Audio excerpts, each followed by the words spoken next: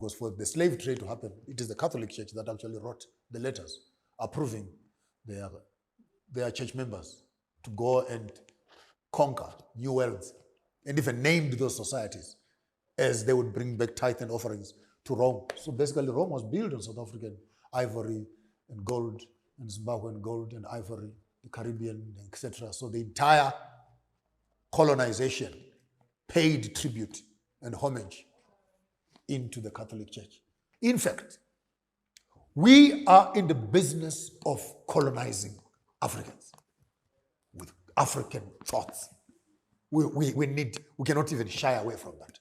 We need to recolonize ourselves. Toxic ourselves with our culture. Toxic ourselves with our food and with our ideologies. Sell these things about our marriages and about our culture and practices and rewrite this on the DNA of the next generation to make sure that we don't have to become slaves ever again. Because as long as our culture is taken by the other, we are constantly going to become subjects of conversations rather than becoming the owners of the narrative. Footnotes on the pages of history.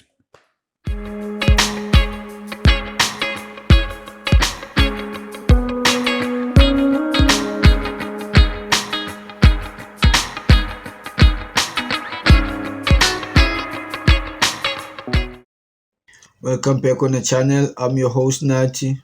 Today we have Joshua Maponga, a scholar of African tradition culture. If you are new in the channel, don't forget to subscribe. Let's go.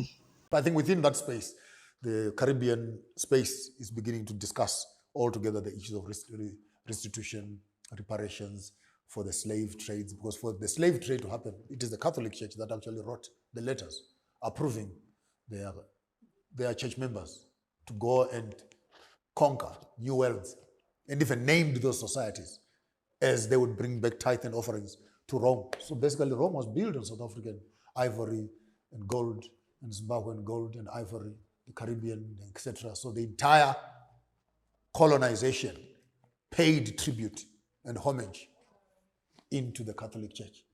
And when the Catholic bishops kneel down, I think it is a fake example of piety. In essence, they must own up to the responsibility of their plunder. But if they look like they're paying homage, why would they be so strict in not returning our original African artifacts, and including even after the Queen had passed, our diamonds are still there in those museums? Maybe it has not been discussed. Maybe not. Hence, we always, in the Pan-African space, advocate for an informed politician, an informed African youth, who then applies their mind to the real issues that are at stake, so that we can begin to have a conversation at a level at which we would want. Here we are, for example, in South Africa. Sarah Baartman, for example, and the atrocities that happened here. We're looking at the Cullinan diamond that is there. Maybe only now, Sbumi, and you can understand why our presidents, after we elect them, they must go to Britain and shake hands. Maybe I don't know what they got there to do. But maybe if they did not go there, they would have a different narrative. But maybe they go there to be told, well, don't touch Kruger National Park. Don't touch this, don't touch this. The Queen has got land there, he's got this and this. And Victoria Falls, please don't change. It's named after Queen Victoria. It is a commemoration. We'll pay you so much money to maintain this and that. I don't know what happens. I've never been there. But it looks like every time one of us goes there, they come back and they are just wishy-washy about the critical issues that we need transformation on. It could be for the reason that the shaking of the Queen's hand and the King's hand has to do with protecting the legacies of colonization. And so also does the shaking of the Pope's hand has to do with pacifying. What do you want? You want hospitals? Okay, here's some few millions. Whether those millions reach us or not, it's another story. Amen. I laughed my lungs out when Trump said, and 6.8 million for Lesotho, for gay and lesbian and sponsorships. And no one knows where Lesotho is. No one knows. And the Lesotho government then reiterated and says, hey, We heard you say you sent 6.8 million here. We never saw it. Where is it? So, someone between Trump and the ex-prime minister and the NGOs, they must explain because this is blood, black, dirty money which was supposed to be used for certain things. But apparently it never reached the sources. And you begin to have a certain appreciation that international politics has its ways around African politics and manipulate it for the direction in which they want to drive. Yeah. And as some South Africans say, Guti, as much as they're saying that US... They sent some, yeah, there's a budget also that came to South Africa. Yeah. Yeah. Who took it? Apparently they say that money, as much as it was cut off, millions of people suffering with HIV will get affected, etc. But they're saying big chunks of that money was not reaching the people on the ground. Who was eating that money? Maybe we must do. Maybe this is the real Zondo Commission. We need Zondo now to come out from the closet and come and tell us, Hori, this 8-something million which we hear from America now that some money was sent here for these activities. Who were the recipients of these monies? But I thought that was quite low for US aid to literally sponsor social collapse in other countries in the name of aid. I thought that was quite low. Education is fundamental prior to consciousness of the continent. And why I like Yusbu, one reason is your individual pursuit of your own identity. This is your journey, which you are walking by yourself. Don't worry about those that don't understand you. They will catch up. If they are on the same road, they will catch up. But you can't always be waiting for everybody to say, yes, sir, yes, sir, and then we move forward. Those that have understood, those that are conscious must begin moving forward. And we hope that as we are moving forward and we are collecting more of our young people, sooner or later amongst us who are now conscious, imagine if Steve Biko was still alive now and we were looking for a president, who would we vote for? Imagine if Chris Hani was alive right now and we were looking for a president, who would we vote for? Now we know what we lost. But the question is, how can we and how will we develop a similar mindset?